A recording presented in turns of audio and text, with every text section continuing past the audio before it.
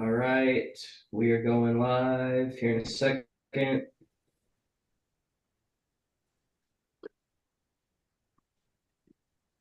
For some reason, it's taking a long time to load. Hey, this is because of this book. Just remember that the length of time that this is taking is because of it's Skynet, man. Yeah, yeah, we're getting put on a list for sure. Oh yeah. Oh Okay, yeah. All of us are going to be monitored. It's going to be great. okay, we are live. Hey, Alice, thanks for joining us for our 22nd Rhetoric Rabbit Hole Book Club. We are talking about Industrial Society and Its Future by the Freedom Club, also known as the Unabomber Manifesto, by the one and only Ted Kaczynski. This is going to be a loaded episode. This is shorter than a lot of the stuff we read on book club, but I've notated almost every single page in this because there's so much to fucking talk about. So we're not here tonight to talk about Ted Kaczynski. We're talking specifically about the manifesto. However, I understand that it is absolutely impossible to separate the two things. So when I was thinking about doing this, I decided I think what we should do is we should give a brief rundown on Ted to catch anyone up who's not familiar. And then we can get into the manifesto after that. So I'm still setting up things here a little bit, but I thought we could give kind of a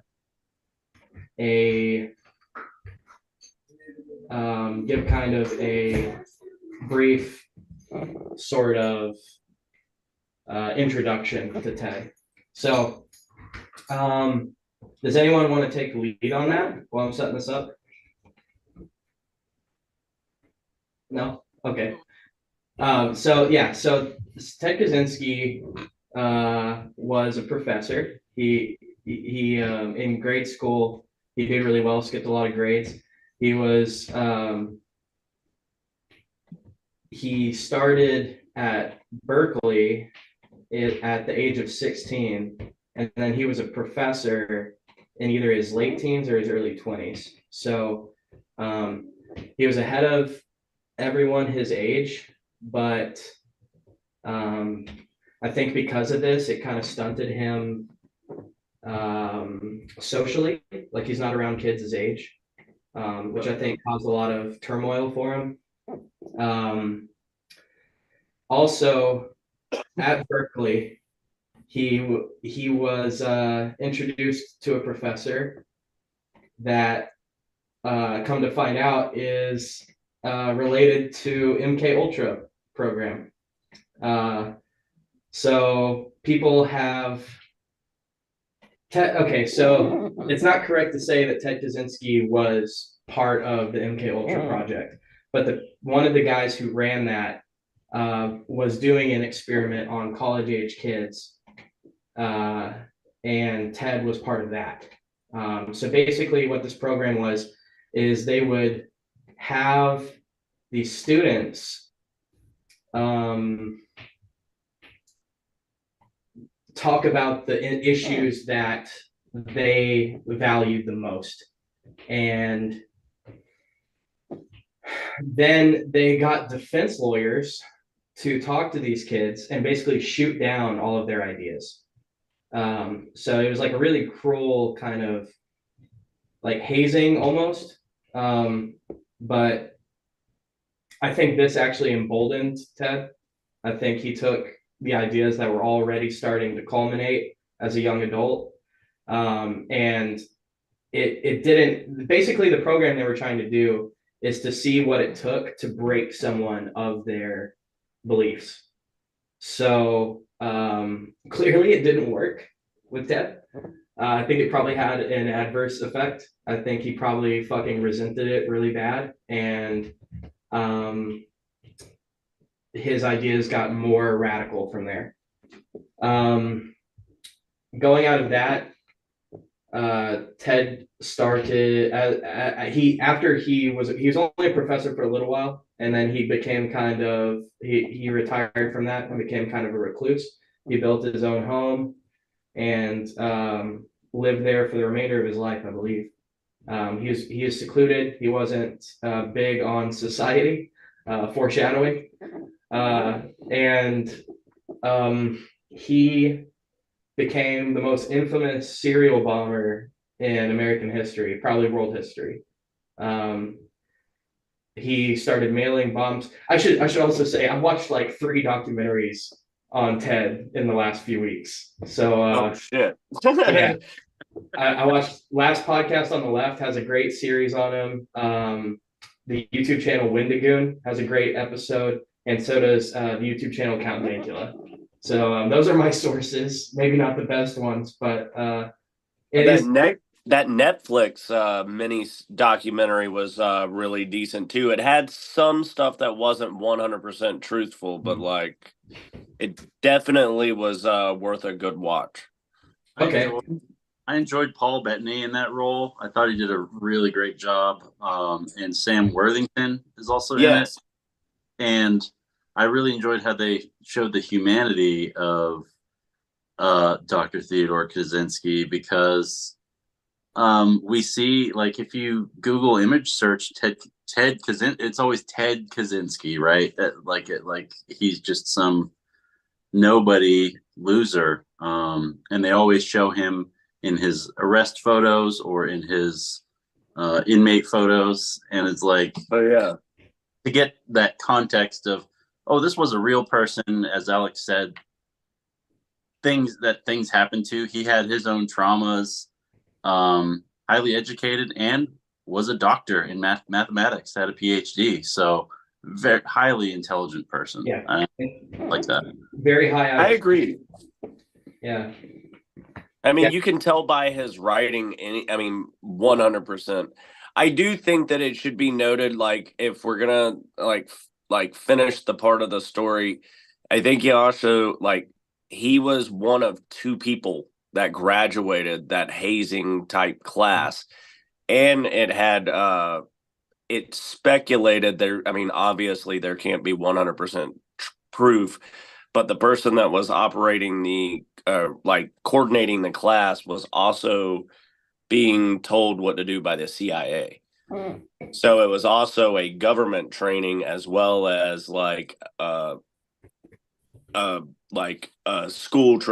school exercise as much as it was for scientific proof. And the people killed themselves in this class. It was like their suicide rate was like through the roof. It wasn't. It had to be some insane battle royale class where you just you gotta dread going to that shit. Yeah. Absolutely. That's a really traumatizing thing to do to, especially to a young person, but to Yeah. do to anybody. So yeah, Ted started mailing bombs out. He had a course of doing this over a 17-year period. The only reason he got caught is because his snitch rat brother told the feds that it was him. I think he would have been an aloof, like Zodiac killer type character if this never happened. Um, but before he was caught, um, Ted mailed this manifesto to the New York Times under the name Freedom Club. And that's something we'll get into here in a minute. But Ted speaks in the plural throughout this entire book. It's obviously he wanted to throw the feds off his tail by making them think that it was a group of people doing this. But that, yeah, so this was originally published in 95 by the New York Times, I believe. And it was originally Industrial Society and Its Future by the Freedom Club. And I was watching one of these docuseries that was kind of talking about how the only reason they didn't do this to because Ted also said like he would stop bombing if they published this. And I was reading, or I was watching this thing that was talking about how they didn't publish it because, like negotiating with the terrorists. They published it because they thought, oh, if we publish this, someone's going to know who it is, which did actually get him caught. But Ted spent the rest of his life in prison. He died previously this year, I believe, either this year or last year. Yeah, it was. I think it. Yeah, it was. Yeah, it's really close. Yeah, it wasn't long ago. So yeah, he spent decades in prison after that. Well, without further ado, we'll go ahead and get started on industrial society and its future. So the first thing that surprised me getting into this was the talk about leftism, like right out the bat. Like the first chapter, first couple of chapters is all about leftism and the negative effects it's having on society, which I couldn't agree more with. I think he definitely has a political bias here, but what he's saying I can't argue with. To kind of give some examples of this, I have some parts highlighted here. I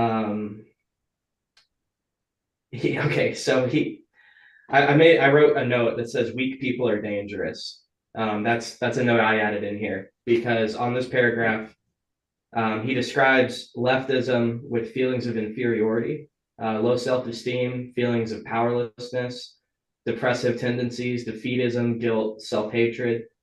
And he says these are characteristics of modern leftism. Keep in mind, this was like 95 when he wrote this.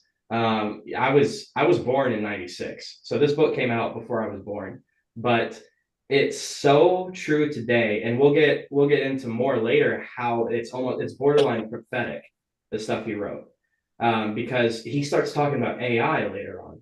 And the way I'm like, this dude is so far ahead of his time. He saw it coming. And he's definitely he's charged in ways that I wouldn't use the same words Ted uses necessarily. He's very charged, but he talks about this phenomena that's happening with leftism where people are identifying with or they're become defensive of groups that they're not a part of. It's kind of a trope that, and this is a trope. I don't actually mean this, but the trope of like white women taking offense at everything that doesn't apply to them, like other cultures. Like for example, there was a Black Lives Matter rally where they had to tell white people not to come because the majority of the people there were white women. So this is a phenomenon we're seeing today, all the way back to this point in time too. Which, if you think about it, Ted went to Berkeley, so like all of the things that are happening now, that's where they started. So he was saying this thing. I mean, it didn't start then. This thing's been happening for a while, but he was seeing a precursor of what's coming. So I mean, I personally thought that all of his stuff that he was talking about leftism in this, as soon as I started reading that, all that sounded like to me was standard Rush Limbaugh, claptrap from the time. I remember Rush Limbaugh talking about this stuff. And I mean, frankly, I read this and I was like, where exactly is, I mean, this just sounds like the standard right-wing radio idea at the time of what leftists were like. I mean, that was all a trope that was going on and promulgated by Rush and many of the people of his ilk. And I gotta say, I disagree with what he's saying there. Yeah. I don't disagree with Ted, but one gripe I do have is I wish he was less biased. I wish he talked about conservatives and their problems a little more. He's clearly got a strong leaning here. I don't think what he's saying is incorrect. I think what he, like, for example, here, he talks about how leftist activists do not actually care about helping Black people, for example. I think that's largely true. This is all about virtue signaling. Obviously, there's exceptions to this. And also, something Ted talks about also is it's hard to identify what he's actually talking about when he says a leftist. So I would have a hard time identifying what that is also. I couldn't tell you exactly how to define that. But Well, he doesn't really define most of the things that he says in here. Just his definition is I pulled it right out of my ass. yeah, I mean, he throughout this entire thing, he goes through everywhere and makes assertions that he just basically states are true and applies things to whole groups of people without having any kind of examples or any kind of backup to it other than this is what I think, and so therefore it's true, and this applies to everyone across the board. I just found most of his assertions to be completely without substantiation. I found that to be true too, and it was a little bit disappointing.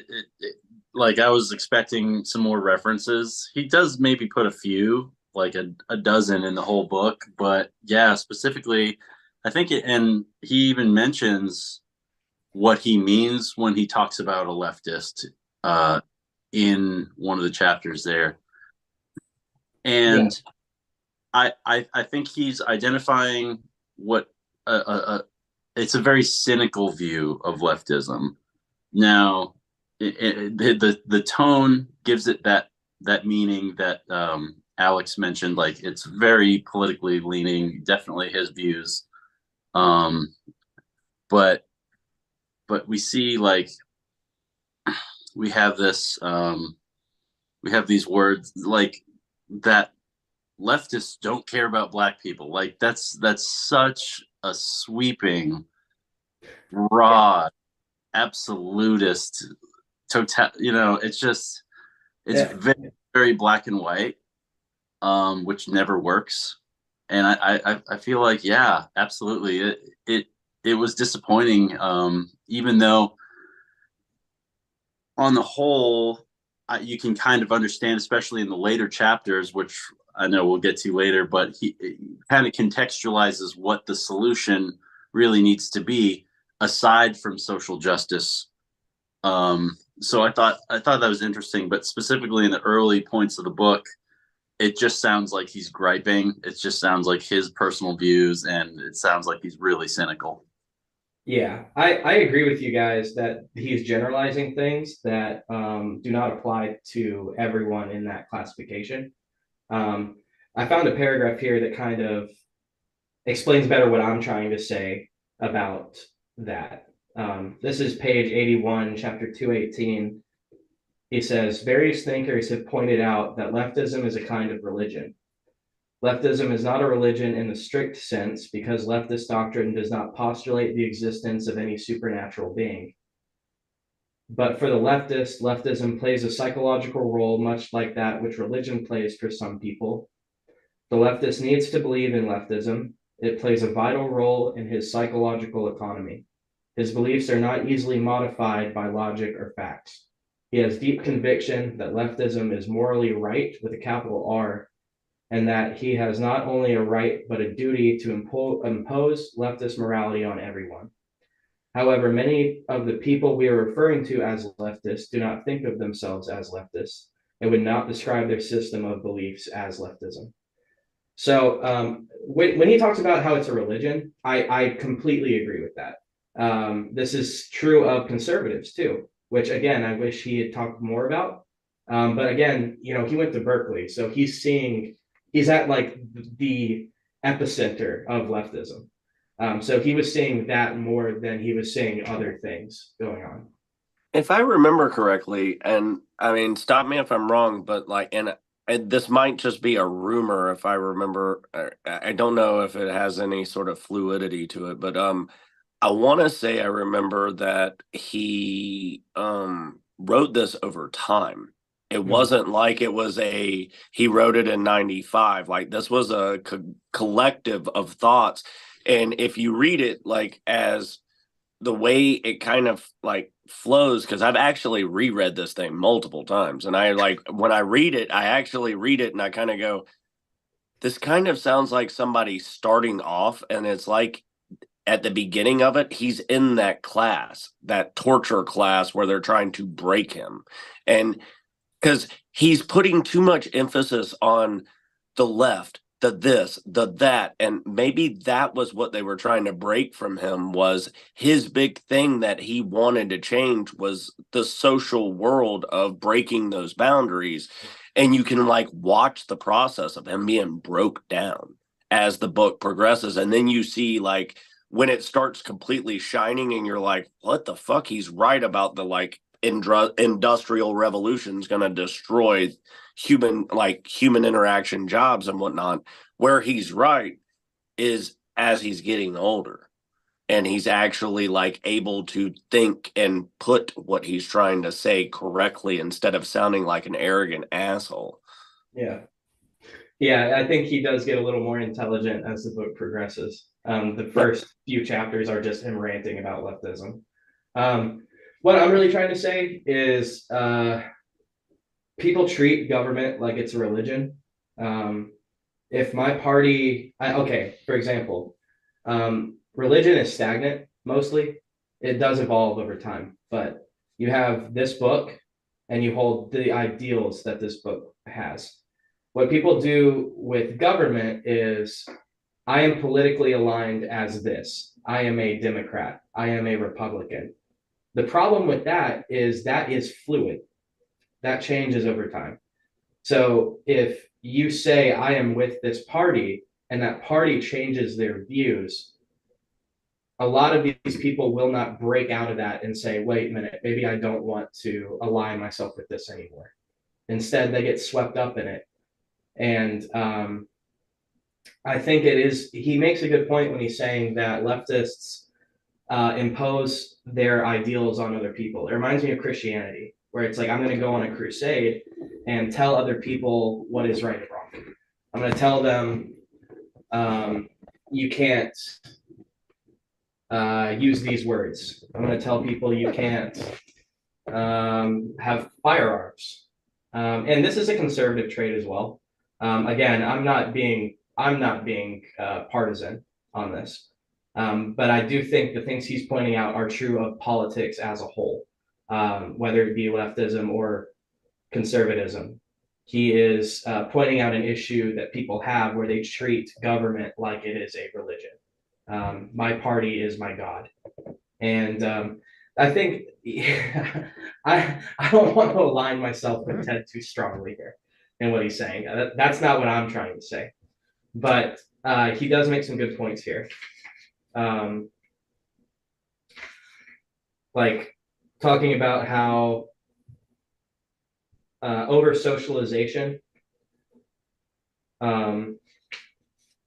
how we need to basically, and this is where we start getting into automation and the technology part of things, where he gives an example of a neighbor who is stronger than the weak neighbor.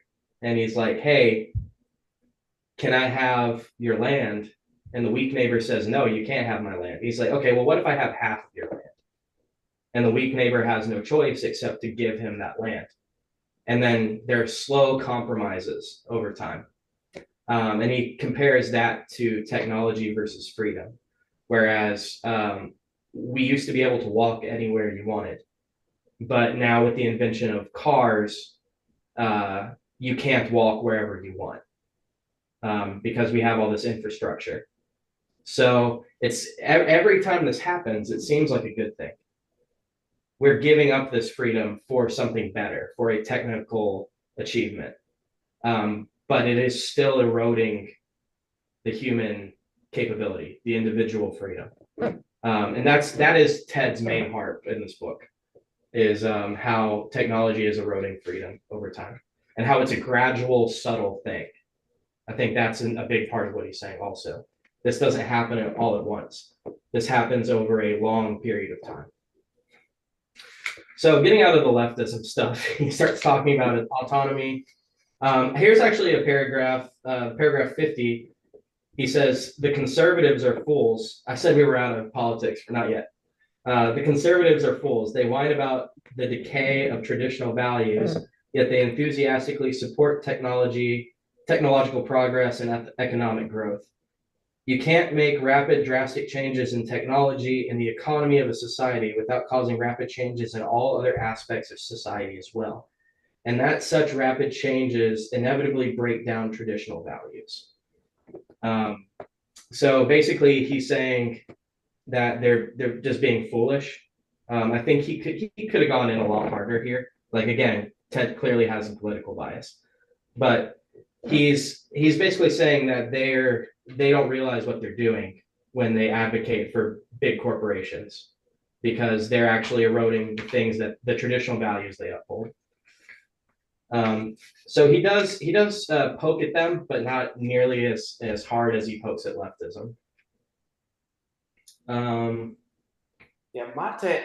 I had a couple of thoughts on that. One, I will agree that probably when Kaczynski was at Berkeley, and if it was the late '60s, which I believe that's when he was there, that's probably about as lefty an environment as you can get in the United States at any point during the last century. So I could see him having a reaction against that if he was having a reaction against everything that he experienced there. I also got very much from his writings, and I've seen other people talk about this, that he has a strong sort of, if he was leaning one way politically, it'd probably be more towards the anarchist view, sort of the separatist, I'm going to live my own way view, in which case that would probably, if he was conceiving of leftism as some sort of as collectivism, that's probably as diametrically opposed from anarchism as you can get. So maybe that's why he had such a bone to pick if his primary bent was the opposite way. But I don't know. I found a lot of what he was saying to be just very much caricature of a whole different number of leftist ideas. Pretty much sounded like he was right-wing radio that I've heard my whole life. I mean, Yeah, it just sounded to me like he was sitting in his shack listening to right-wing AM radio for 20 years. And anyway, that was my reaction to that whole part of it. The technology bit was kind of a different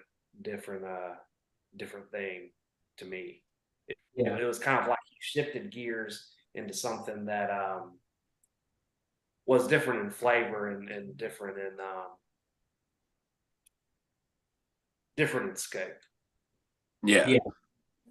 Mm-hmm. Like Nick pointed out, he fuck, I forgot what I was gonna say.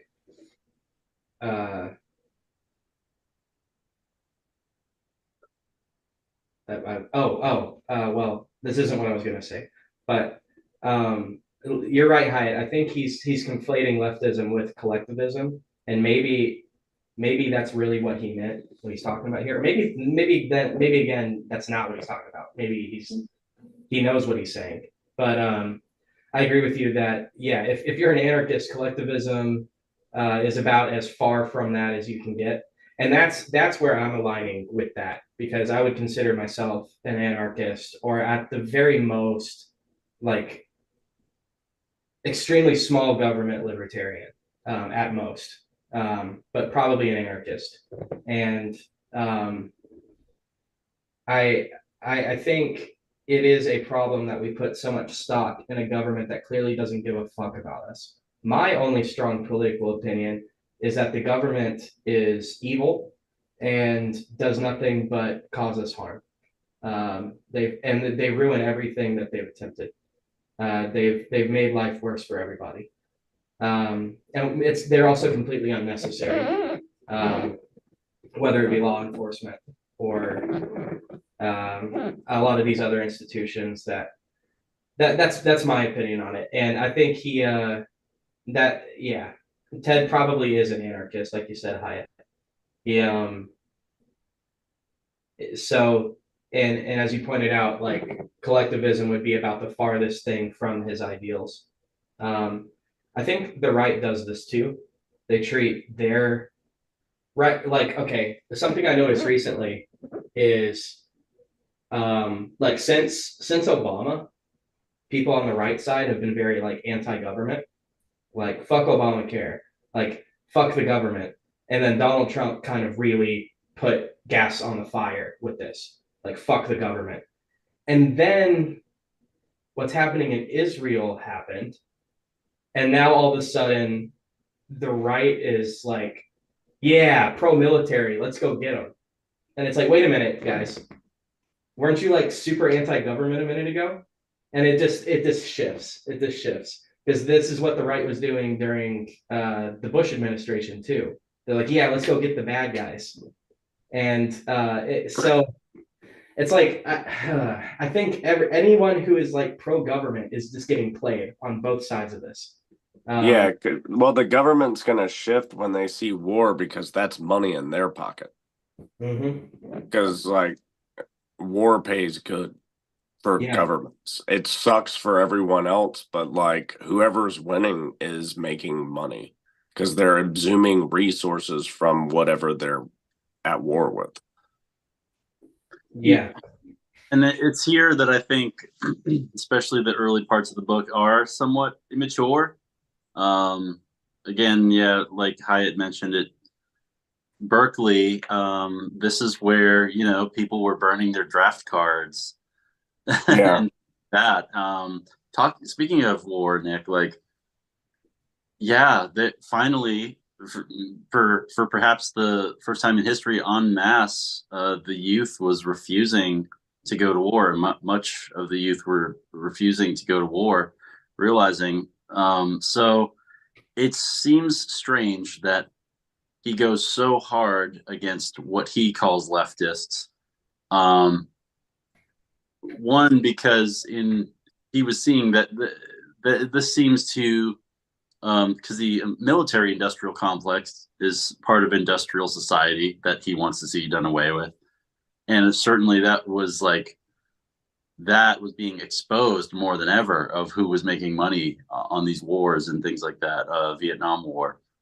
But also that going back to the leftist part again, he experienced the things that he said necessarily cause this leftism, as he termed it. He went through those same things and I feel like he had a sense of superiority because he was trying to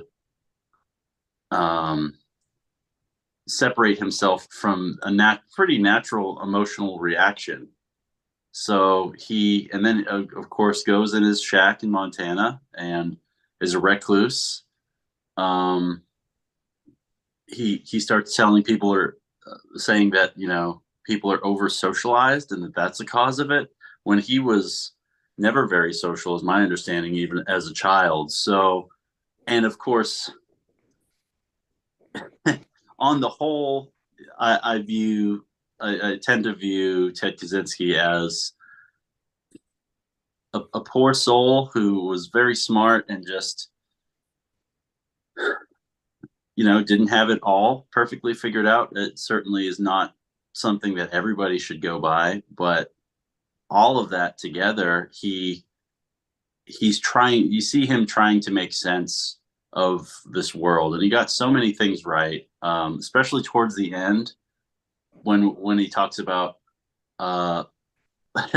there's no way, what was he saying? There's no way to make use of the existing systems to try and transform the world. They just have to be completely done away with, completely. And he said, even if a dictator steps in, a deindustrialized dictator is still better than an industrialized so-called democratic republic. And he's right. Great.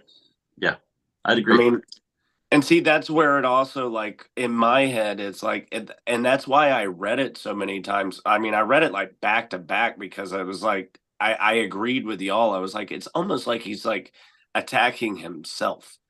It's almost like he's like contradicting everything he's saying, but it isn't, but it is. And then that's where I like started doing a little research, and I was like, I really think that he was like writing it in passages through time. And it's like y'all said, if that's the 60s, whenever he was in Berkeley, I mean, and you also have to think about the terminology. Think about the 60s, the left was anyone hippie. You know what I mean? Like anybody on that side, that was a left. So like now, like looking at it in our point of view, a left has a whole different definition as probably what it did in the 60s. And I'm not like validating that. I'm just like every time I think about it, I mean, like it's almost like you're reading a timeline of his life, and as he's like progressively figuring out what the fucking problem is. You know what I mean? And it's like at first he thinks it's this. And then it's like, no, it's not really that. Let's go a little bit further into it. And it's like, well, damn, is this like, because I guess that's like it's just weird. Because when you read it, like what you're saying towards the end, it's like break the system down. It's like, well, that's not kind of what you were talking about at the beginning. You were just saying that this can't happen here and this, and you were making all these like, and then at the end, you're like, you just got to break it down. And I'm like, well, shit. Okay. And in that sense, I think that, well, one point that jumped out at me was when he talked about, I don't even remember what he called the movement. He was talking about social justice issues for Black people and how basically that social justice issues are peripheral to the main point, which is that we are part of an industrialized society, which then causes all these social justice. Without greed for industry, would there really have been a slave trade as we know it, as the one Yeah. in it's really, one could argue not. That was And a funny thing about, to me, that he made that point, that the primary struggle is essentially against technology or this industrialized society. I mean, he's maybe inadvertently, following Karl Marx at that point. yeah, Class struggle is the primary struggle, and that all of societal ills essentially flow from that. I mean, I thought yeah, I think he was reading that and like Emma Goldman all the time. Like it had to be something like that because of his complete like wishy-washiness back and forth of just like contradictory, you know? And it's funny to think about Ted Kaczynski reading Karl Marx, but I see what you're saying, Hyatt. I just thought that was when he's like, oh, he's leftists, and then he's like bringing back sort of echoing that this notion that all racial struggles and all these other struggles are essentially or should be subordinate to class struggle, and that if you solve that issue, then everything will essentially take care of itself. I think it's been a minute since I've thought about some of that stuff, but anyway, I just thought. I'm curious on what y'all actually think of that, because it's in much the same way that some religions one religion will have all these views and another religion will have all these views, and yet they'll overlap or they'll meet up or they'll get something right. They'll lock in on one point, so perhaps that's a takeaway from both Karl Marx writings and then from anarchist ideals. Like, do we would the solution be truly to get at the main issue and not worry about these social justice issues? Because I found myself thinking in modern times, the Black Lives Matter movement, against police violence, police oppression, disproportionate policing of Black communities, so on and so forth. Ultimately, the ultimately that that exists. The Black Lives Matter movement exists because the police power structure exists as an extension of the oligarchs and corporations who want their property and their mastery and their ownership of everything protected. So I can't argue with that point.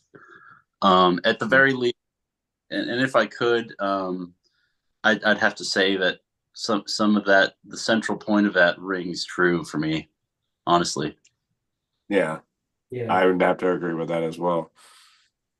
Yeah. A point you brought up earlier, Lance, is he talks about revolution, not reform. You can't dial this back. It's all or nothing. This yeah, you're either destroying this system or you are allowing it to happen, basically. I think that's true. When I was thinking about, like, specifically when he mentions, yeah, not being able to dial technology back because some of technology, I'm not sure if he's talking about it in the time of writing or if technology were allowed to progress, which it has been, and so now it currently applies, certainly, that to do away with some technology, it would mean people dying. It would mean decreased lifespans from the modern Western world expected life expectancy. That Like how many medical devices have been created since the writing of this? And yeah, if we did away with that, it would ultimately, I mean, Alex knows, like, I have some anarcho-primitivist ideals. So a lot of this hits for me. But I do think there really is something to the fact. One of the central points is that because industrial society has uh, become industrialized to this point, now we have this expected life expectancy much greater than we naturally would be as primitive humans. And I think he didn't. I don't remember him quite saying this in there, but really, wouldn't life be better if we just lived primitively with our greatly decreased life expectancy from now modern times Western world going back to primitive times? Wouldn't everything kind of sort itself out? And, like, sure, perhaps, like, I would have died because of medical issues, right? Like, maybe I got an infected tooth and died at 23 years old or something. It's gruesome, and like the complete dismantling of technology and society and the internet, um that would be, to me, he makes a strong case for that being what would be needed to reform society, is just to take that big hit and the loss of life. But yeah, it's an ethical conundrum too at that point. Yeah. I have a lot to say about that, but I think Haya had something first.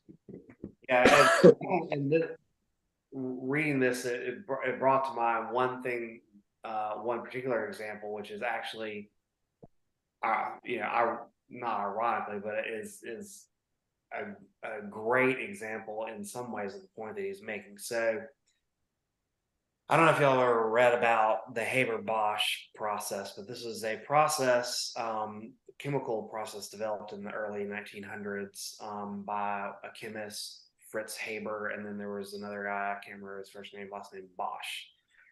But they basically figured out how to pull nitrogen out of the air and create fertilizer. So this was a great concern in the early 1900s because the only places to get nitrogen compounds to make fertilizer or gunpowder or whatever at that time were basically, animal dung or guano deposits, and those are starting to get used up.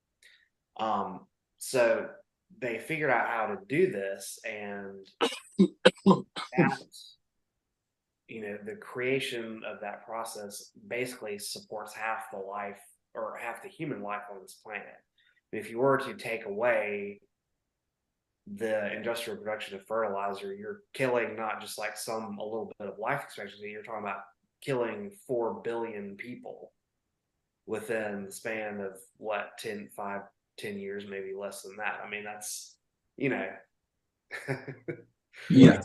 maybe your life is slightly more meaningful, as a pre-industrial agrarian society, but not if you're one of the 4 billion people who get killed by it. But in the ultimate, example of what he's talking about, Fritz Haber was also, produced this process, but also went on in World War One to be the chemist to develop most of the chemical weapons that were used in World War One. So, I mean, talk about a stark example of the dual nature of technology. Yeah, the good side and the bad side of it. Like, you got something that can help so many lives and kill so many lives at the same time. Okay, but so, all right, a little bit of Taoist philosophy here. Good and evil must be in balance. Is it really good to industrialize agriculture with all the chemical runoff? You mentioned this chemical nitrogen fertilizer that's suddenly available. Like, the earth ecology had been fine all by itself, natural processes. Humans found a way to work with that agriculture. Okay, great. Maybe some irrigation by cutting channels from the river to your farm fields, whatever. Pipe it along with bamboo, something like that. But then when you come to like the chemical runoff and how that surplus of nitrogen runoff then goes into the streams and how that messes with nature. So you're taking this thing that you think is so great. Oh, it's natural, nitrogen.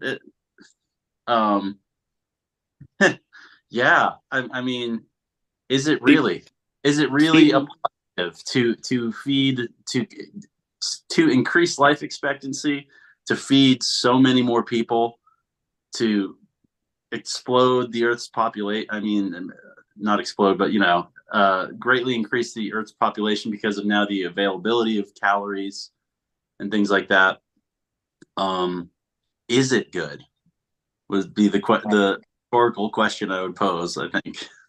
See, this is the best part about this book, because it makes you think every side of this, because you're like, is it good? Is it bad? And you really put forth all the efforts because and then that's the best part, is because it's making you question, what is this? Is it really that good? Is it not? Because no matter what, there's going to be a complete opposite reaction for every positive and every negative thing.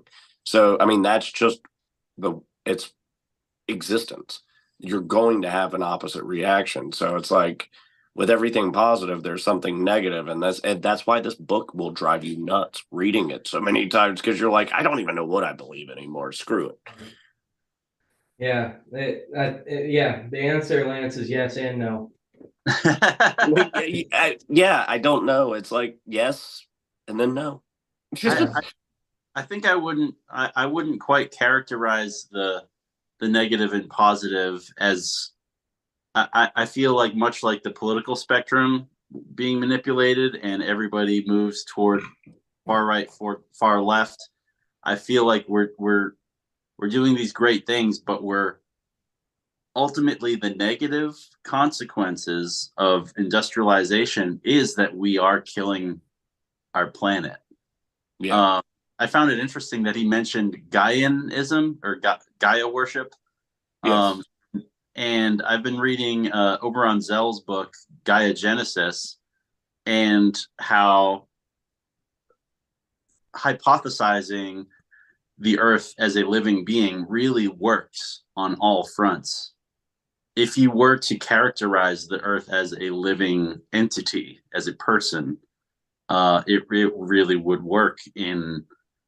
And you want, like, what if you were doing these things to a body, a human body? What if your body was a planet on which all these species lived, just like Earth, and you were pulling out stuff, bringing it to the surface, fuels, bringing it air like a cloud of fossil fuels exhaust all around you, like,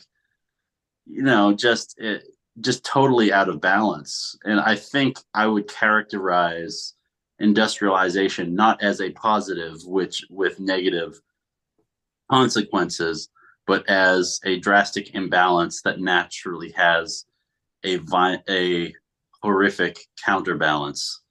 I don't know. I don't know how to quite reconcile that. I know that's like, I love it. I love it. Yeah, because Lance, going back to something you were saying before, it could. Now, in the early 1900s, when they were first developing this, there were fears that there would be huge, mass starvation that would follow if they didn't create this, fertilizer process. Had they not, would people have had fewer children along the way to sort of essentially react to the more limited resources on the planet? And also, you could kind of bring all that forward, saying that, maybe that invention allowed, avoided starvation and, maybe mass famine or mass death at the time, perhaps, but did it kick the can down the road in a way, in that by, more people, more using of resources, you're going to have a societal collapse and mass starvation at some point anyway when the environment collapses. I don't know that we don't really have a control group we can run this experiment on, but I don't know. A good point. Yeah, maybe this is all an experiment. This is aliens. They're like, what if we gave them fire and just out? Hey, look, we made a car. It kind of looks cool. Let's put it down there. Yeah. So what? One of the things that this brings up now then is like, all right, think of like wildlife populations. It's not a perfect analogy, but like living here in Hendersonville, there are deer everywhere, in suburbs, in new developments, in backyards, on main roads. They're everywhere. And so there's a population control aspect to the deer population here. Is it not speciesist? Which I kind of never really cared about before, but as y'all were talking, I'm like, is it not speciesist for us to bring all this chemical fertilizer so that we can live longer and have more babies and more and more babies? I would say short answer, yes, absolutely. Their wildlife. Yeah, even other animals we've kind of treated as well, like livestock. It's like, you exist for my consumption. The only reason I'm keeping you around is because you're fuel for me. I would say absolutely is speciesist of people, right? I don't exactly see a problem with that. I'm pro-human over pro pretty much any other animal, right? Like it's a really fun thing to say that it's like, I like dogs more than people. It's like, yeah, everyone does, but also you would let a dog die before you let most people die, I think. There's an innate value to people that inherently, and maybe that's because we're people. Maybe it's just because I'm a speciesist, but what would be the problem if everybody's dogs started living to 150 years old? The population would explode. It would be so out of control. There'd be so many dogs around. This poses like I get where you're going. Maybe this is what he was talking about the complete reset of everything and how maybe we're overthinking it of the 4 billion that'll die. Maybe he's thinking of the fact of if there was no industrialization, there would be no species that would be able to be like overpopulated because somehow we would populate ourselves because the earth looking at it like a human being like you're saying the delicate balance is using the earth around you as nourishment so the deer would be food their hides would be clothing stuff like that maybe that's what Ted was actually going with and actually saying is it's not just the industrial thing, it's the entire world needs that because everything will be populized. Like, because then we're all like, we're learning how to grow food ourselves or this or that, like getting back to that aspect where there isn't as much pollution, it all goes down. I don't know. Like I'm getting where you're coming from with the actual thinking of the earth as a person. And I'm thinking like when we go to the doctor, we get the meds go in and they fix it, and it's all working as a delicate balance. And you think you hear back in time of like the earth as a delicate balance of like I think of the Native Americans, how they didn't take anything more than what they can consume and they used everything. There was no waste. You know what I mean? They respected, there was a sense of respect for the earth, like for nourishing them. Yeah. And to your point, they Native Americans accepted death. They accepted the fight between human and beast. And like to at what Alex said, like sure, I'm gonna protect my kids before I care about the life of a cat. Like absolutely. No, Yeah. no, but is it ethical to extend the life of humans and the population to what is now kind of we're It's a seeing breaking point. It's a I have, breaking point. I and have I a lot think to say about that, Lance. I think ethics is contextual. So, in the context of being a human being, it is ethical to put human beings first. It is ethical if you're in a native tribe, it is ethical to put your tribe before other tribes because that is your tribe. So, is it ethical to kill someone for their food? No. But in the context of you being in this tribe, yes. okay, let's take the word let's get ethic. What is the end result? Yeah. End Yeah. result, if we keep going with industrialization, basically I'm at the point where in my mind it's solar punk versus anarcho primitivism. Like, What is and I get solar where you, punk? yeah. What is solar punk? Off the grid. He just left. That's what it is. There's Like, nothing. yes, Yeah. I'm gonna show you. We'll come back He's to gone. well, I'm sure he'll be back. We'll come back to solar punk here in a minute. A lot of what we're talking about, he there's this whole thing about the power process that Ted is so obsessed with. And I think this is at the meat of the conversation we're having. He's saying it is worth it for 4 billion people to die because then people will have more meaning in their life. I don't I don't necessarily agree, but that's kind of where he's arguing from is that people are all depressed, and instead of fixing this as a society, we're just medicating people. We're distracting them and medicating them. We're not fixing it. We're just putting a band-aid on it, and uh, I think people would have more meaning in their lives if they had to hunt and gather. You would not be bored. You would never be bored. That is true. So Ted is saying that payoff is worth it. That's where he's arguing from, is that quality of life is worth the sacrifice over meaning, and that meaning is at an all-time low. I think this is a very personal thing for Ted. So actually, here's a question for you guys. Do you think Ted died a virgin, because there's this one story about this girl that kissed him one time, but it didn't go anywhere from that. And that's an account from his brother. But I think Ted died a virgin. And I think also it is a very personal thing for him that he is lacking meaning in his life.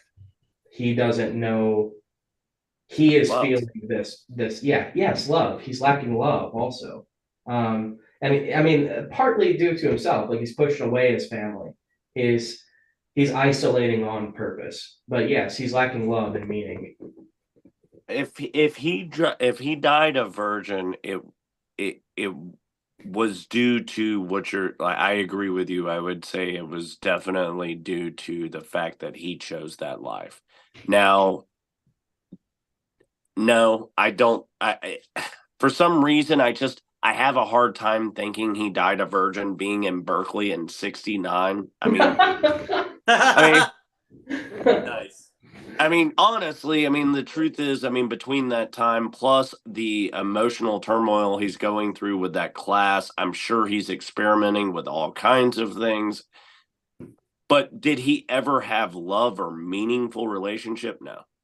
No, I think that was a virgin for him. I don't think he ever could give, that wasn't what he had to give. The other reason I think he might have been a virgin is because he's the second coming. Just kidding. That was awesome. Hallowed be thy Ted.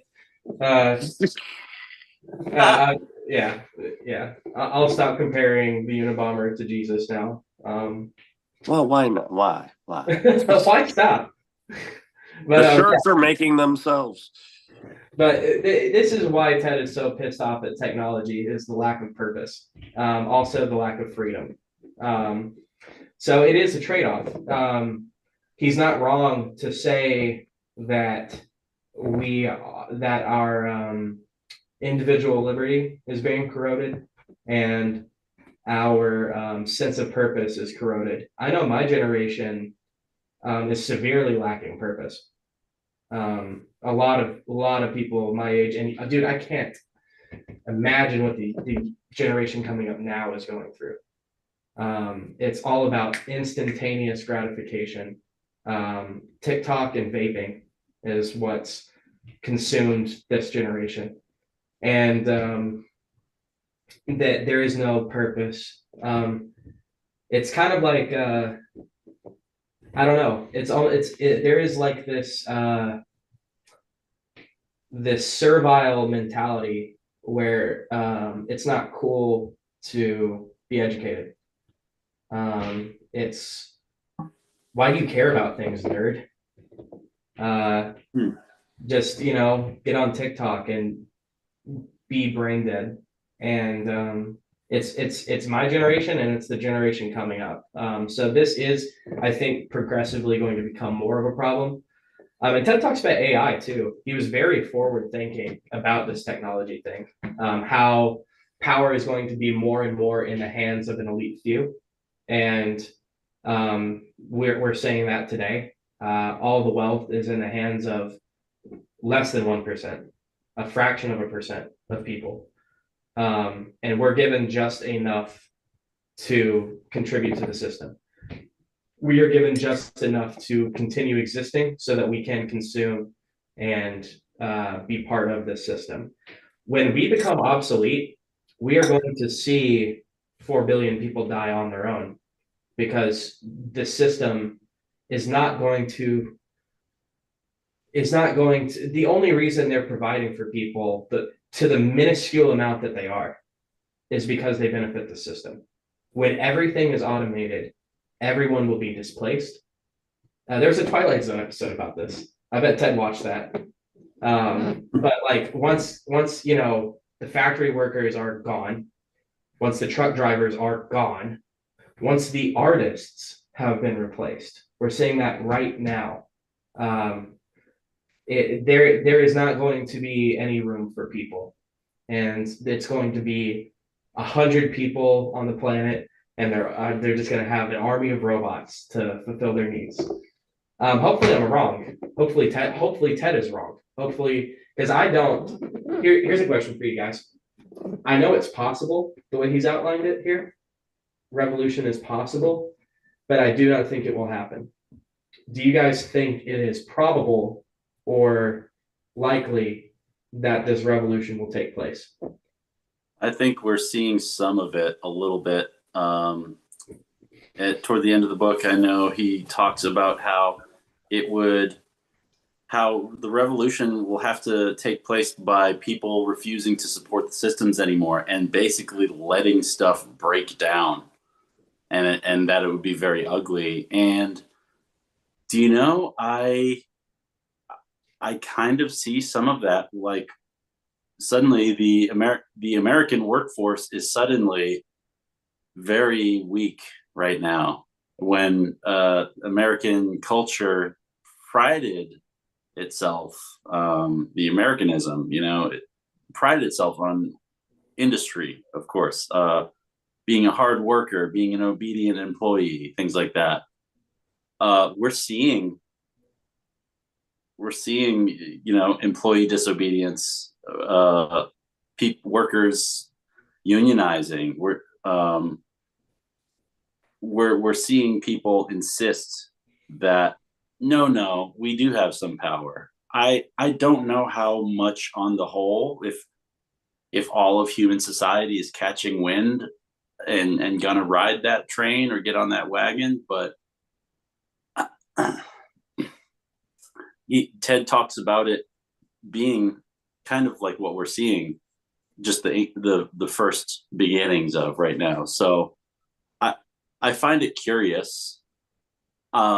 It's almost like at some point he's recommending that, like, we're gonna have to work together in not supporting these systems, and we are seeing more of that now. So that's interesting. Yeah, you make a good point, Lance, because he talks about how this is not a national thing either. It has to be a global movement. Because if America just decided, hey, we're not doing this whole technology thing anymore, China didn't agree to that.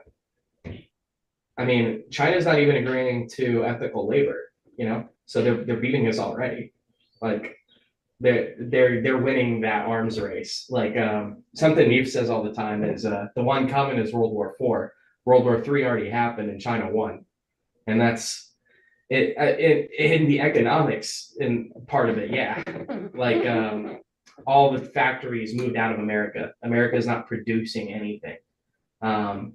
So all of our money is going out, infinitely so, and we keep printing money, and it's not benefiting anyone here.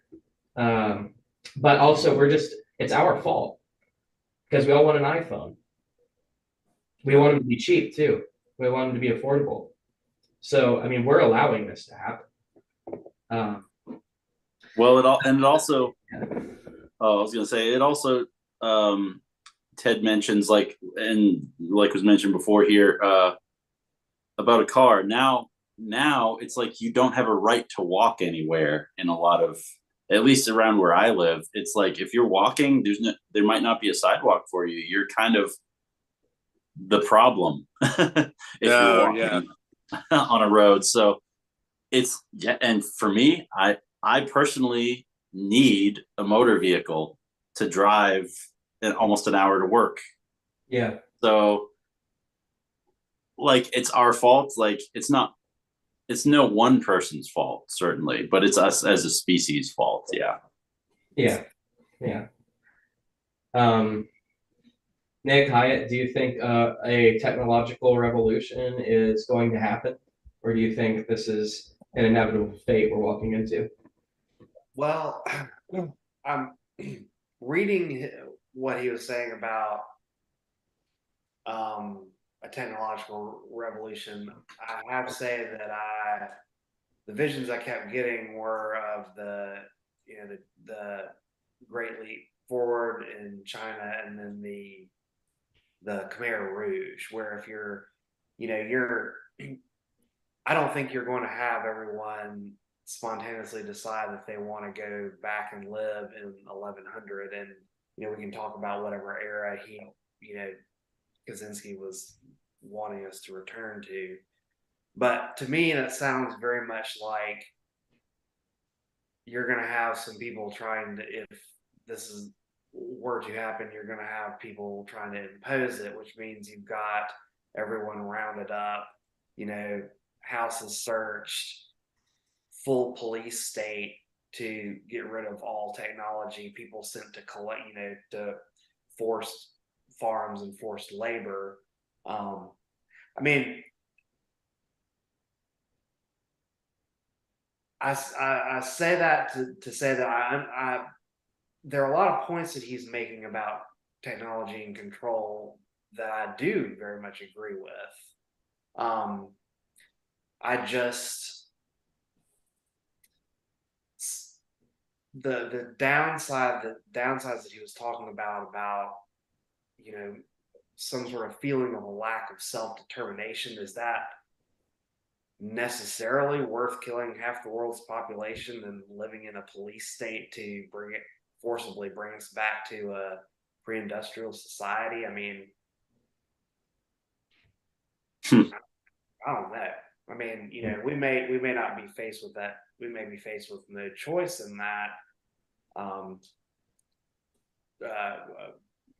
loss of technology if we have an environmental collapse. So, we may be facing that anyway. But I guess what I'm saying is I don't see any way, even if that were the way to go to deindustrialize, to impose that without basically creating an entire global police state to enforce it.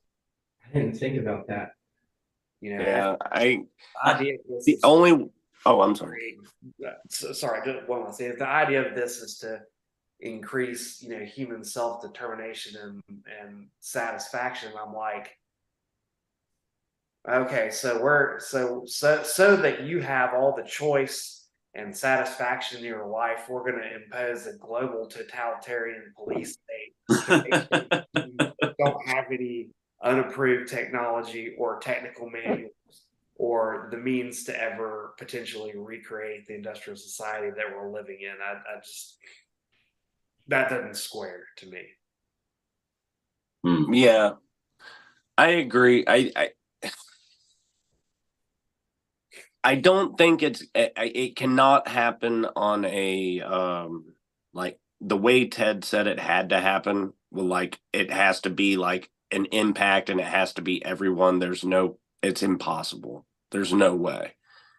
If it's going to happen, it's going to be by people that are dedicated, like Ted Kaczynski. It'll be small amount of people, and they're going to go for a power infrastructure, and they're going to try the way I would see it going down, and the kind of the way I would think Ted would have wanted it to go down is like kill the power. Find out like there's somewhere to hit that will knock it all out, or at least a big chunk of it. And it's like, and then if you have multiple little like groups of people hit the multiple places at once, it's kind of done. But it's just not possible. And it's like, if it was gonna be possible, it would be by a smaller black bloc kind of thing. But again, it's like, I feel that they're like that somebody's making the decision for a lot of people and not letting them voice their opinion at the same time. Like, because they're just wanting to take it back to that and not hear any of the, I mean, prime example, the love factor that we just talked about. He never felt love. So if he never felt love, I mean, dude, we all like just talked about all the animals we love. It's like, we know what that is. And it's like, that is an attachment that like an emotional attachment that like is different from someone who has never had an emotional interaction in their life. They're willing to be a red button pusher and end it all. So I don't agree with the fact that like his remedy is just push the button, be done with it, fuck everyone. It's like, well, screw you too, dude. That sucks. I didn't think, Hyatt, you made a really good point earlier. I hadn't considered the fact that it would take a totalitarian regime in order to implement this. So Yeah. this change would require a police state. This change would require getting the power and then enforcing. You're actually taking away people's technology in that regard to that extent is also infringing on their freedom. I didn't. Well, yeah, you're basically becoming the things that you were trying to remedy against. Yeah. Or even if there wasn't a police state, yeah. So because I was like, all right, what would be the way around that?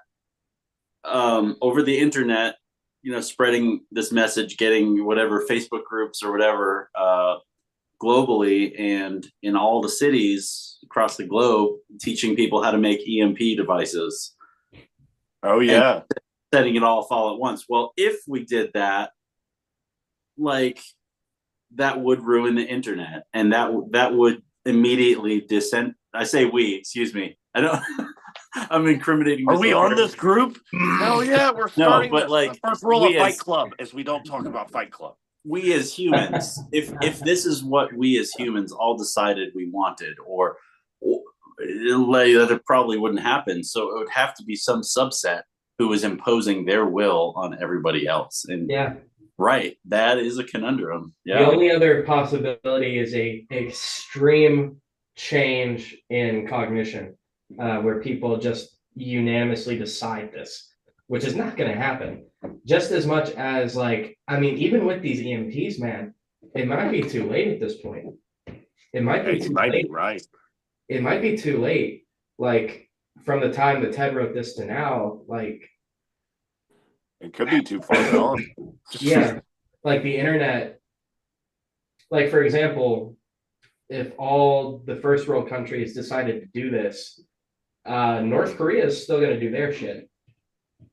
Like that's so they just become a superpower. Like that's why Ted talks about how this has to be a global thing. Because if one country does this, they're just going to get fucked.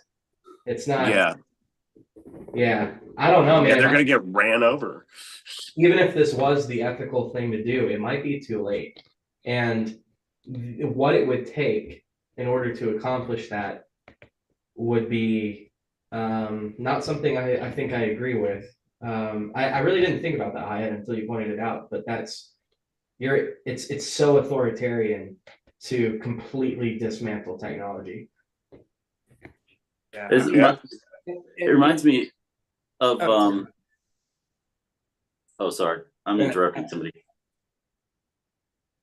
You got it. Okay. One of my favorite book series is the Dune series, and I know Alex knew I was going to mention this somehow, but yeah. And my Bible. So, let me get mine over there. But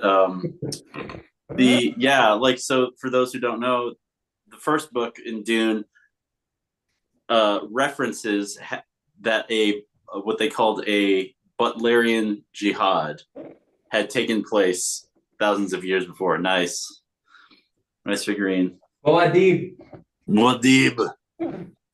And so it would take a Muad'Dib figure, and so the Butlerian jihad happened against AI thousands of years before the first book takes place, in which basically they somehow en masse decided that AI was no good. They were never, even though they were going to allow computer guidance. Machines. Get rid of all the thinking machines. You thinking machines. Another dude that was way fucking ahead of his time. Sorry, go ahead. Right. Frank Herbert, yeah, very much ahead of his time. But that it's so, and then you might remember, and you will, in the first book, Paul is lamenting as he comes to this vision, recognizing that in order for him and his family, his house to survive, that he was going to have to take advantage of this seeded Kwisatz Haderach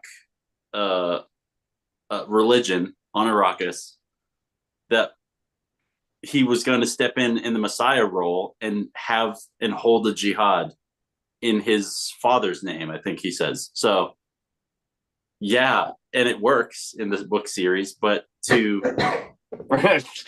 it becomes a whole other problem. And a little too well. Yeah, it works too well, and that's a whole other problem. So yeah.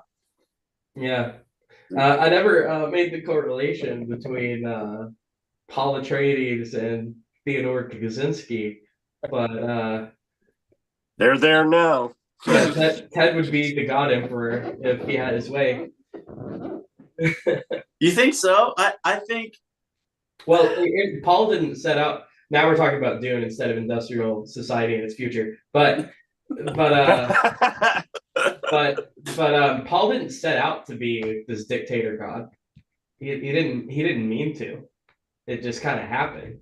And I mean, as Hyatt pointed out, like, you can't get the things done that Ted wanted to get done without becoming the government. Yeah. I really think Hyatt was right. That was a really good hot take on that. Well, and I mean, the thing about this is that, you know, and I'm not, I mean, this is such complicated stuff, and I think we are really now reaching a point where a lot of this stuff is a huge threat. I mean, you know, AI, there's no telling how that's going to come out. I mean, you know, with, you know, the internet and social media and networked cameras and TVs and everything. I mean, you know, all sort of the universal surveillance that people kind of posited or, you know, held out as a threat in things like 1984. I mean, you know, the Stasi of, you know, East Germany in the 1960s would have killed for the kind of surveillance tools that everybody is carrying around with them today. I mean, there are certain things that have been posited in science fiction over the last century that are now possible, and more than even the writers could have imagined due to these things. So, you know, I'm not making light of those, you know, of those threats to, you know, people's lives and the meaning to their lives. You know, I guess reading this, my big impression was, you know, reading about the technology stuff, I was like, yeah, like, I've, you know, with you there. And then we kind of get to the point that it's like, okay, so that everyone has maximum freedom to live their lives exactly the way they want, we're going to destroy everything so everyone can, you know, live any way they want, provided it's a subsistence farmer. Yeah. Oh, okay. So then the dilemma of so like, right, we all have rights unless we infringe upon, up until the point where we infringe upon the rights of others. Right. So one could argue that the industrialization of society infringes on the life of every single human alive. Interesting point. So yeah, that is those rights would be infringing on others' rights in a sense. And well, actually, if not more, because they've been using AI, or not AI technology, but surveillance technology for years, because of like what was the dude, WikiLeaks and the other guy. I mean, we all kind of had an idea it was going on, and then they blew it out of the water and pretty much told us that, yeah, they're watching you every second of every day. And it's like, well, how the hell long has that been going on? Yeah. Julian Assange is in prison now. And Chelsea. And Edward Snowden had to flee to Russia. Yep. Yeah. And that's got to be a great place to live right now. Okay. But no, you're absolutely right, Nick. And these people have been punished for it. These people blew the whistle on what was going on, and now one's in prison and one cannot come back. Has not been pardoned, even though it's been 15 years. Everyone agrees for the most part. The only people that don't agree with what Snowden did is the government. Well, yeah. Government workers. And bootlickers. Yeah. Yeah, This is a dangerous thing for me to be reading because I fucking hate the government. I fucking hate them. And it's like hate is a strong word, but I mean it. Like I don't hate anybody except the fucking government. And like America's government is influencing shit that's going on all over the world. Um, America's involvement is the reason we have a Ukraine war. America's involvement is the reason, well, that's a little tinfoil hat, but it's the reason that people in Gaza are being massacred right now. thank you. That's what I was gonna say. Is it's well, and the vice versa too, Lance. This is tinfoil hat shit. But Biden just left a bunch of fucking weapons in Afghanistan, and those missiles are being used against Israel. So America's funding Israel and then also funding Hamas because, as Nick pointed out earlier, it makes a lot of fucking money. All you have to do is follow the money, and it's what's going on in Ukraine. Is NATO pushed the boundaries, broke the contract several times, and then Russia is like, okay, you cannot take Ukraine. This Ukraine cannot become part of NATO. You've already broken this fucking contract that we made like a dozen times. You're not gonna do this. And instead, America's like, hey, like there were peace deals on the table before Russia invaded Ukraine. Zelensky and Putin were in conversation. He's like, okay, we're not gonna invade you, but you cannot join NATO. And our government was like, no, go ahead, do it. We got your back.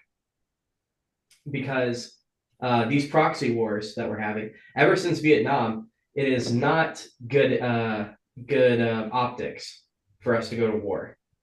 So instead, we have to create shit like 9/11, where we blow up our own fucking people, and then we have an excuse. We have this convenient cartoon-esque villain that's scratching his beard and saying, "Yes, death to the Americans." And it's infidels. I was like, what?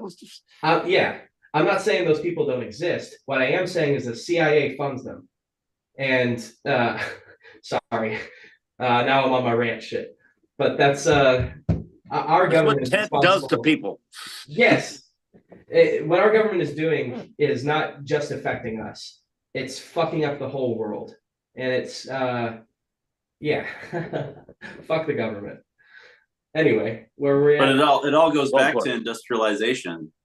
Yeah, it really does, because I mean, like I said earlier, I mean, and like you just said, if you follow the money trail, eventually you find that it's really only a handful of people that are controlling everything. Yeah, like, oh man, this is not good optics for me to be talking about this, but Israel has the best border security in the fucking world. What does Israel? They're always on edge that they're going to be invaded. They have the strongest security of any nation, and because of America's involvement, first of all. But yet somehow terrorists were able to get in and kill a bunch of civilians. Again, all I'm saying is look at the money. Look at who's making money off of this. They're playing with people's lives. And this is another problem, and then we'll get off of the Israel-Palestine thing. This is not Israel versus Palestine. This is the Israeli government versus Hamas. And innocent people on both sides of this are the ones caught in the crossfire. People in Israel and people in Palestine do not want this. It is oppressive governments forcing this to happen. And America is at the epicenter of it. Anyway, it's so fucking heated. Where were we at? This little book. I'm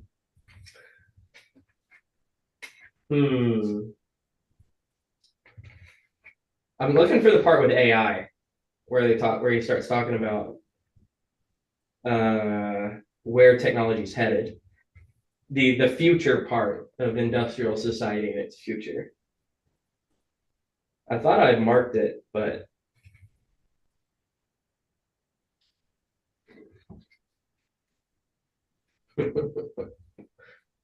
Um,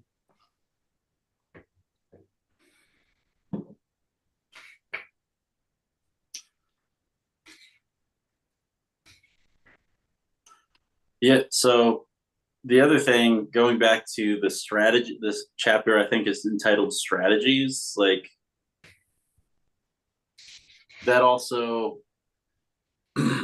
going back to how it might be effectively done so as to like take, like how does the revolution take? How do you get to take globally? And the whole thing about like using the internet, okay, but then I guess you still that would that really work? Because could you really guarantee that everybody was going to follow through with it and to the same end, or would Yeah. there would it create a power vacuum that somebody would just like a North Korea who's walled off by the internet, whose internet is walled off anyway. So yeah, That's a good point too. Like, damn. yeah. Oh, well, I guess I'm not going to find this part about AI. I thought I highlighted it, but does he call it AI or what? I think he calls it artificial intelligence. Um, I wish I could find it.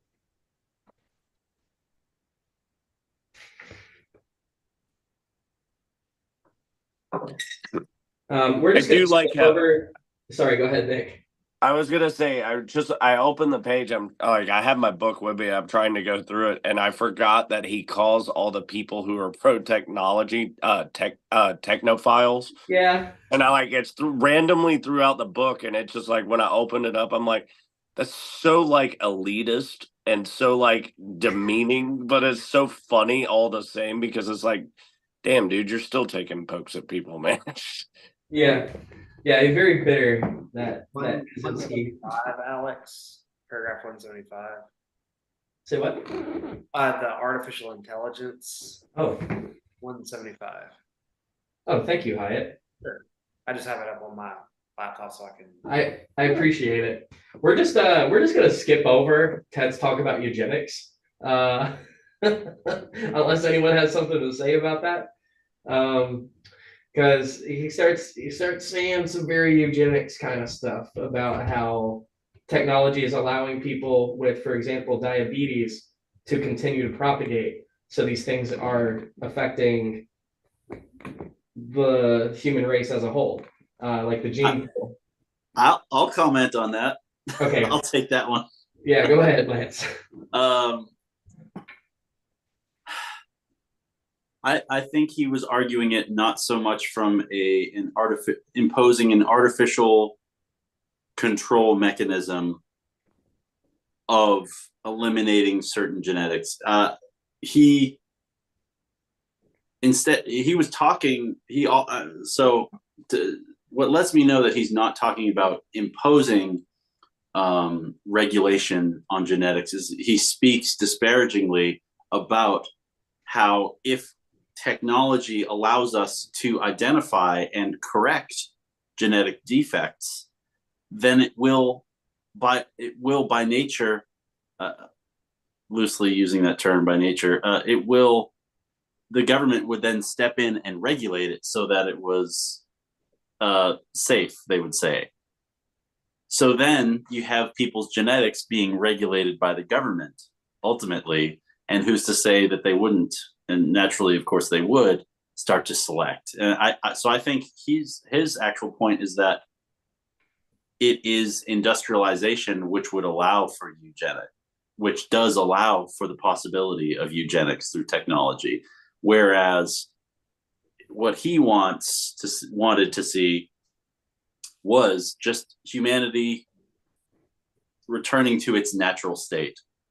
Just like, because I mean, as sapiens, we are here from a long lineage of creatures before us. And we got here because these genetics were the strongest up to this point. But do we artificially step in and say, no, you know what? Like the natural process of natural selection, the natural way, the natural order of all life on Earth, we're going to step in and make it so that, you know, people with these, say, physical maladies or whatever, now continue on. And I mean, the strange thing is, like, I include myself in that, like, having inherited certain inherited conditions, like, or like if I had an abscessed tooth in my early 20s, I'd be dead in a natural world. So that wouldn't be great for me.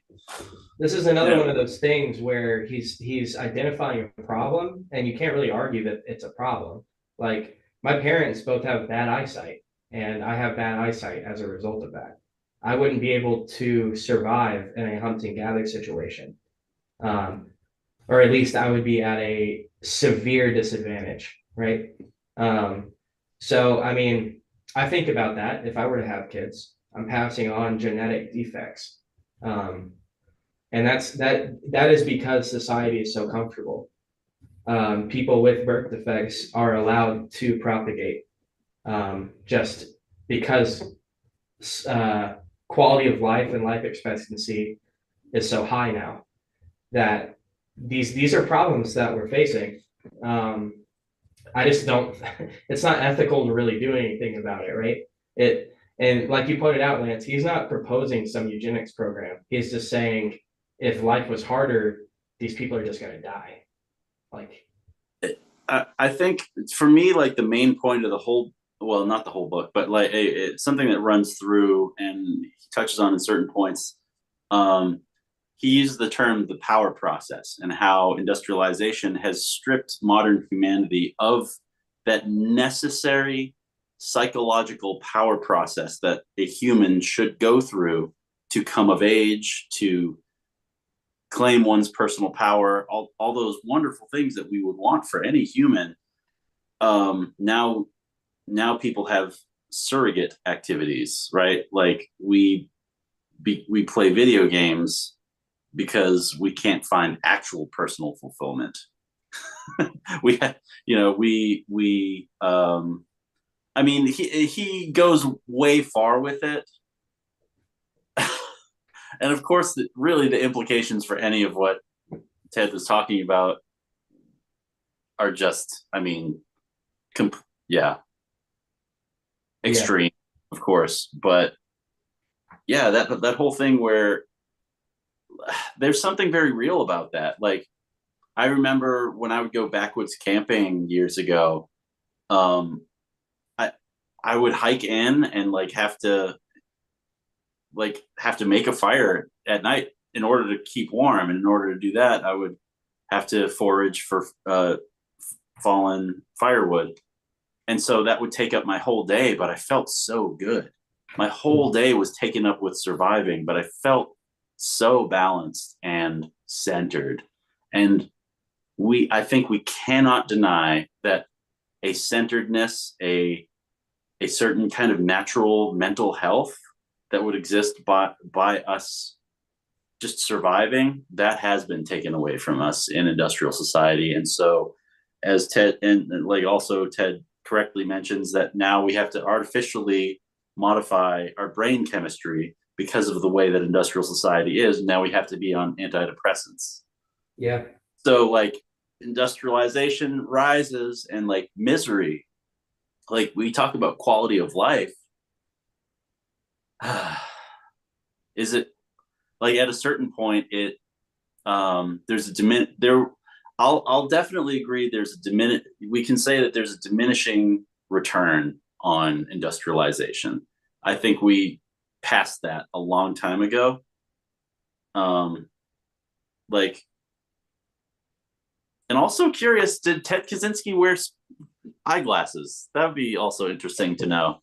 Did he have any health problems? Like, the only glasses I've seen him wear are the famous there's the drawing, sunglasses. Hey Ted, isn't that technology on your face? blocking out the sun's rays. You're That using was freedom not of their the press purpose. to get They this were out to people. That was not their purpose. Their purpose was to keep his eyes from being seen. Oh, true. But Fuck, again, you're right. Yeah. To answer your earlier question, Lance, it doesn't look like he does call it artificial intelligence.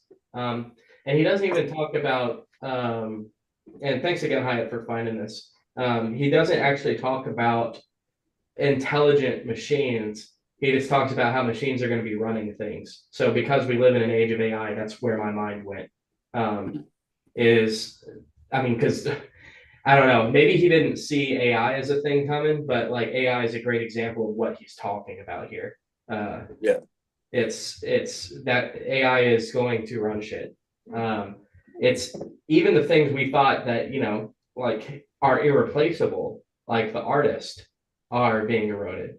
Now, I will say AI art is never going to make anything that humans haven't already. What it's doing is it's taking all of the art it can process and then making an imitation of it.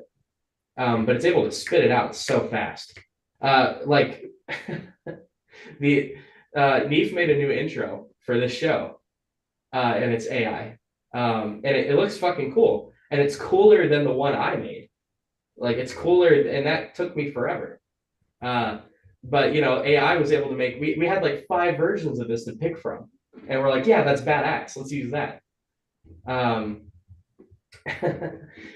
but yeah, like even the things, even the things we thought were irreplaceable about people are starting to become automated.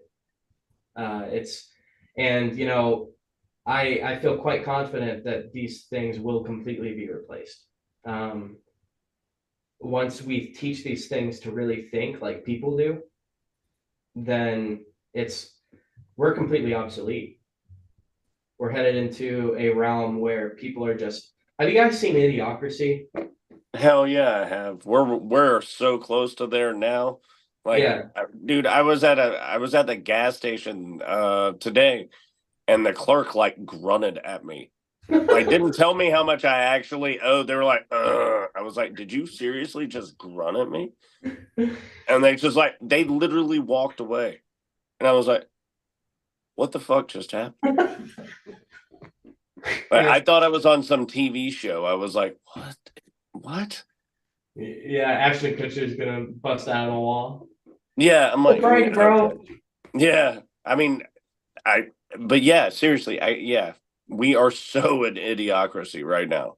Yeah, we're kind of past Idiocracy in some ways. Like it's actually worse than that in a lot of ways. Yeah, we can still grow plants. They don't need true. electrolyte shit. Extra big ass fries. Splurge. I love that. Speaking of growing plants, when he mentions how we can't do anything unless it's like allowed by the government in these current industrial societies, like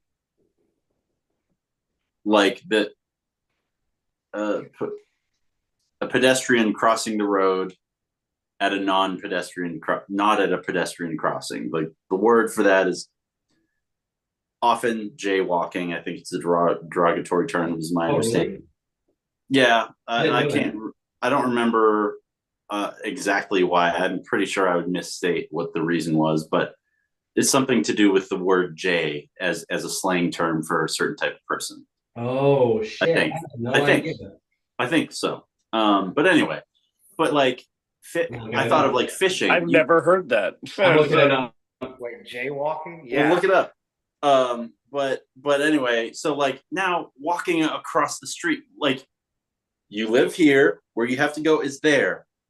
You can't just walk there. You have to go way out of your way to an allowed pedestrian crossing, lest you get a ticket from a police officer or a traffic officer, right? Like you can't go fishing unless you have a fishing license. Like we are so far beyond what our brains healthily are. We do not live in a society in the Western world or an industrial world for that matter, where our brains, as they are currently evolved to function, will be happy. We are oppressed under society because we, like, industrial advancements have just far past the natural gradation that happens with evolution. Like, we just suddenly just dropped that into history, like dropped electricity, dropped computers, dropped AI into human history. And now we're talking about transhumanism and things like that. And it's like, how, like my first inclination is to be like, no, like all of this is a mess. A fishing license? What? In order to feed myself, I have to pay the government a fee to go feed myself? Like, how backwards and messed up is this society? So Ted was right about that and those things, definitely. I couldn't agree more. That I think what we really can do as a people, like to make a change, is become self-sufficient, because they hate that shit. You need to be dependent. You don't need to be growing your own food. You don't need to be able to do things. You need to be reliant on the system. So it's like, if we all start farming in our backyards, let's start a commune, guys. First we would need to have a backyard in which to grow food for ourselves, which so many of us do not, including myself. I live in apartments because having a patch of land to grow on is outside of my current means. Which is the situation that industrial society has created for me. So, and I forgot, if we start a commune. Thank you, Mr. Kaczynski.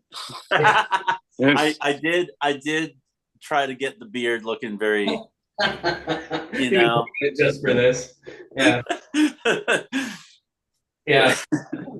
And also, it slipped my mind. We can't start a commune because then they'll just gas a bunch of us, including children. The ATF will just kill us. So shit, we can't do that either. Well, we just can't do that in Waco. Yeah. Yeah. And then that kind of circles back to what Ted was saying about it needing to be just a complete reset. Like, for people to just suddenly like start growing it in their backyards. Like I remember watching this reel on social media where this married couple was like, we made it our goal to live as long as we could off of things that we grew in our backyard. And they made it like a month, 2 months, 3 months out of an entire year. That was the best they could do with their pretty big garden in their backyard. Like, we do not currently have the means. We're not, the system is not designed, as you said, for self-sufficiency. It is not. Like, it is, everything is structured to funnel us back into the system and to keep enriching the people who control the system. Yep. So, like, I really think there is forever a strong argument for completely changing that about society. Interest to talk about another book that, just briefly, Noam Chomsky's book on anarchism is the title. Oh, that's an amazing book. Huh? That's an amazing book. Yeah, it really is. But Noam Chomsky actually makes a different point, that no, you need the structures to stay in place so that you have something like to fall back on, to still, or to administrate. You need to have administrators to administrate the change, versus what Ted Kaczynski was talking about was like, no, just like go back to let's blow us back to the Stone Age. Like, but didn't Noam Chomsky, his big point about that was it was the point of the book was dismantling, if I remember correctly. So having the system that he was talking about was a dismantled committee more of people of peers that would help you, like he wasn't referring to it as the government. He was saying, if I remember correctly, his books are like, he uses words that I don't even know if anyone but him know them. And you got to like sit there with a damn dictionary next to it to read some of his books. I thought well, the reason I mentioned that is I specifically thought that he was saying like allow certain aspects of the government to remain in place. Yeah. So that you would have a way to administrate and facilitate a change, which if the structure's in place, like who's to say that you could get everybody on board to be both part of that structure and for their minds to be changed so as to work in congruence with anarchist values? How do you get government employees to suddenly work in congruence with anarchist values? Can you really?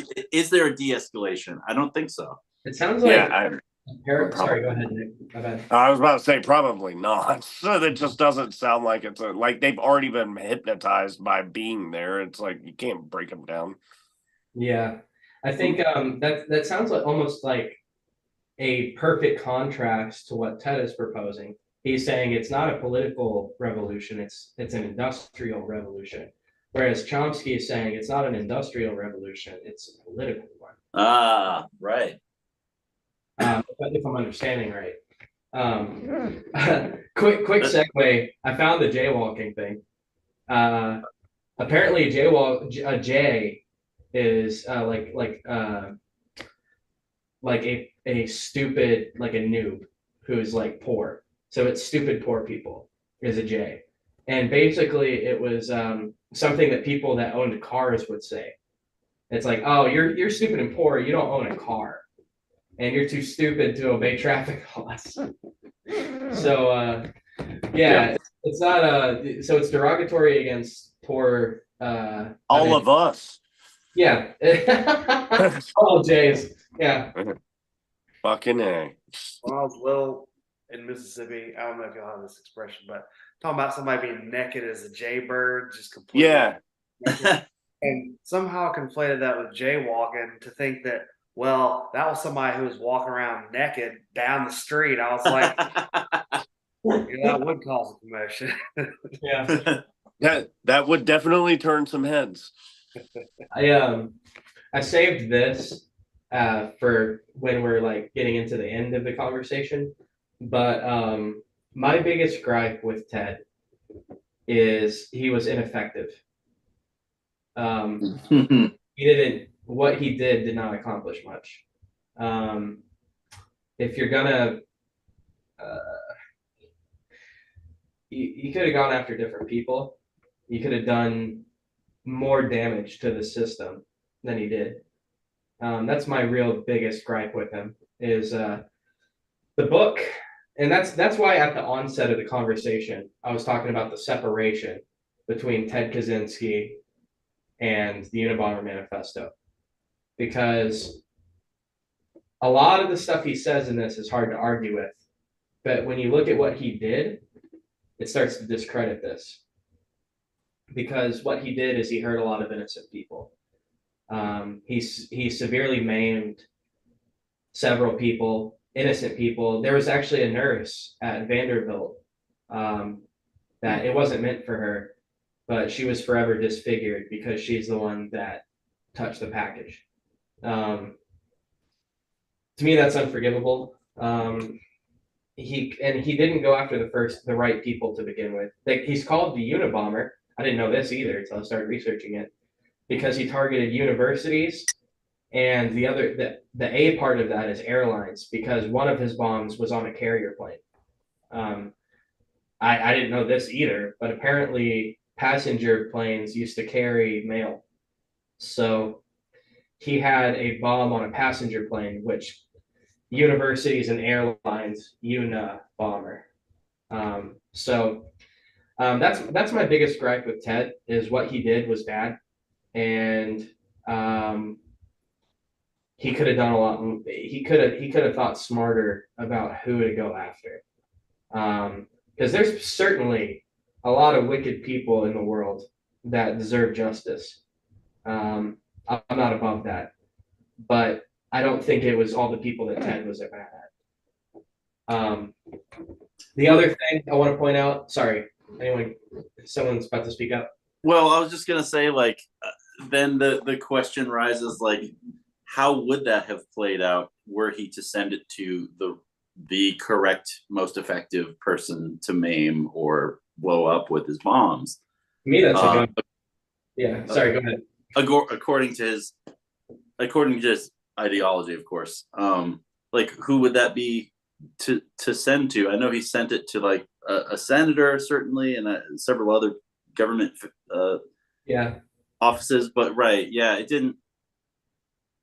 didn't stop the problem. But I also question, was that even his intent to was his intent to start the revolution then, or was he merely making statements and getting his message published? so on that, I was getting into my next point actually. After Ted was arrested, they found his journals.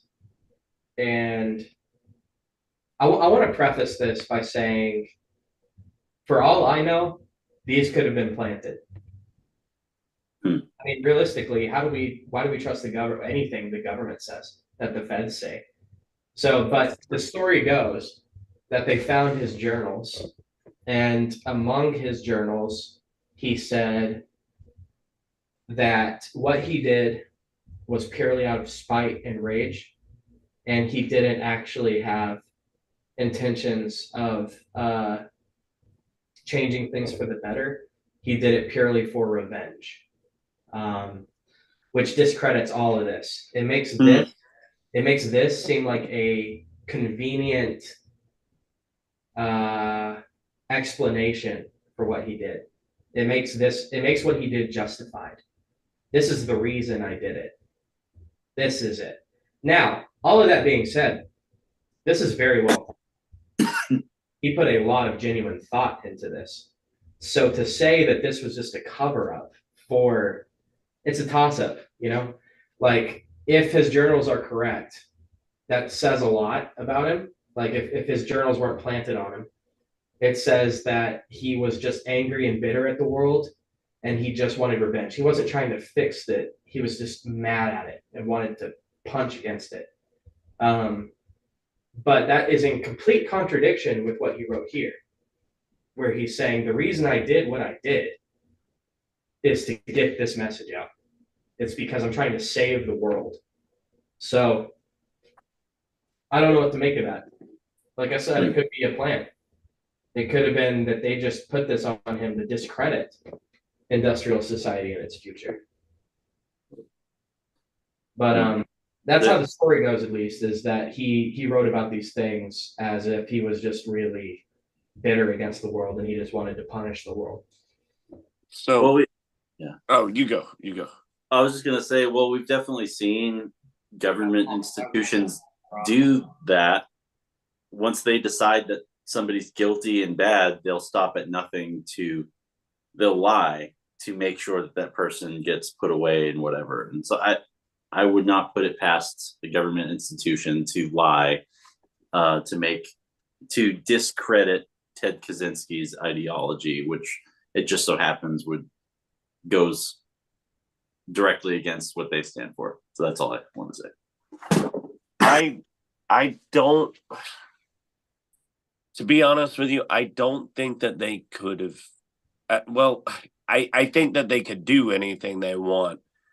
I don't think they had the means to do anything of planning anything at Ted Kaczynski's house, because if you haven't seen pictures of it, there wasn't anything in it. So like it being there, like it makes sense because the few people he talked to, he was always writing in a book. So, I mean, he was writing something. So like, if that was honestly his message, that does pose a hell of a point, but I think the world was too mesmerized by the fact that they just found somebody to even think about planning. I think that it wasn't a matter like I don't I don't think they could have reacted that quick because I mean I mean they were covering it so quickly because I remember the whole situation when they fucking were like, we found them, and then there's like you're like, what the hell's going on? You know, they're like on a manhunt to get like they just found the Unabomber. Holy crap. But like back to your other question about like so my first initial thing about Ted Kaczynski was like, I agreed with you. I was like, I didn't agree with the fact he hurt people.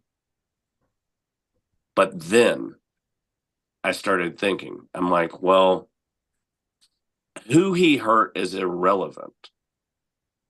He's hurting people in a for the sake of a belief. The Crusades and Christianity has been doing that for countless centuries. So my immediate hatred for the whole thing, my biggest issue with Ted is he immediately was being exactly what he was saying we shouldn't be, because he was acting just like an organization of, like Hyatt said, being a totalitarian dictator by pretty much telling us what we need to do, what this is what needs to happen. And then that's where I started getting irritated with him, because it's like it's looping around that you're just contradicting yourself. Now, he had a shit ton of great points throughout all of it, and he wasn't wrong on a lot of it. And he poses great arguments. I mean, all four of us literally we've been all over the spectrum of agreeing and disagreeing, and it's like you can take it anywhere. I mean, you really can. But like my irritation with him was the whole, not that he killed people, but the fact that he was killing someone in a belief, thinking that his was better. And it's like, well, then you're just being exactly the same system that you're trying to fight. Yeah. So then, Nick, how does all right, pacifism then? Yeah. Like, oh, Hyatt's out. Hey, before you go, Hyatt, any shows you want to plug? No, I'm good for tonight. Thank you. Okay. Hey, before you leave, I just want to say I really appreciate everyone coming tonight. We're talking about some very contentious stuff, and none of us line up perfectly, like with the same ideas about things. But we were able to have this conversation civilly, even though we disagree, probably pretty strongly about certain things. We were able to have this conversation like peacefully without getting upset at each other. So I want to thank everyone for like being gracious and being able to have difficult conversations without being upset, because that's really rare and hard to do for a lot of people. So thank you all. Thanks for being here, Hyatt. Appreciate you. Yeah, it's been definitely interesting. A lot Yeah. of kick around in this. But yeah, y'all have a good night. Yeah. All right. Yeah, Take it easy, man. too. So pacifism. Oh, well, see, like that's where like I agree with it. I think that I'm the kind of person, I think that there is a peaceful way out of a situation until there isn't. And that's where my pacifism stops, and there's a whole different animal in my head. But like I practice pacifism. I try not to I try not to fight at all. I try not to argue. I try to go in an opposite direction of that. But I do try to debate, because I think if we can talk amongst people, you can possibly that's where like true change is going to come from the world, is discussing situations, giving people different ideas, and then them taking it back and maybe even rooting it into their fundamental lives that their family can use from that day forward. Could be just something that they haven't thought of. I mean, I know people have affected me that way. I mean, especially with the pacifism thing, but like, hell yeah. But I don't think the world could be pacifist because there's just not that many nice people in the world. Yeah. It is what you're saying is like that's so beautiful, Nick. What we're doing right now is so necessary, but it is so rare. Yeah. Like I was saying earlier, like none of us agree perfectly with one another. Like we're gonna have areas of disagreement, and we could argue if we looked for areas of disagreement. Instead, we're looking for areas where we agree and building Yeah. off. And it's important to debate in a civil way. Like we're all adults here. We can disagree with each other and still be friends. Yeah. Like I'm sure there's plenty of things we disagree about, but I don't care. I still love you guys. And that's uh, it's a beautiful, beautiful thing. It's why why I do this because Yeah. people are not doing this enough. And it's one of the only like I'm getting emotional now, but um, I have some radical ideas about what to do. Um, and I've been really near the edge where I've thought about doing things that I would have regretted. Um, and quite honestly, I'm still there. The only reason I haven't done those things is because I wouldn't get anywhere. Like realistically, this is all I can do. So it means a lot to me that I have like-minded people that want to find solutions, you know?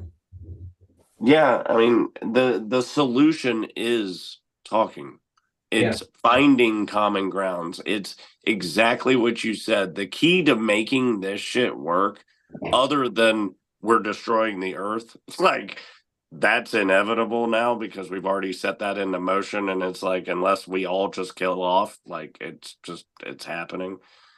Um, the way to make this world a better place is exactly what you said, Alex. It's instead of finding out all of our differences, let's find what we agree on and let's build from that instead of finding out what we don't agree on and being pissed off. Yeah. Oh yeah. Yeah. I mean, if you're looking for it, you're gonna find reasons to fight. But Oh yeah. if you're looking for it, you can find reasons to like anyone can be friends if they find a common footing, you know? So, what is the way to effect a change um, as drastic as Ted Kaczynski's hopes for the future revolution as they were when he wrote them? What would be the pacifist way to accomplish that? I think it would be propagating ideas. Maybe that was the whole time was to start making a scene by sending bombs so that he could get his message out there. And not to say that's the right way. I mean, and obviously I believe killing innocent people is wrong. If you're taking an action and innocent people are getting harmed because of that action that one has justified in their mind, whatever the reasons, it should end with hurting innocent people, which by his methods and his devices were necessarily going to happen. There was no way to only get a one targeted individual. He was like targeting departments.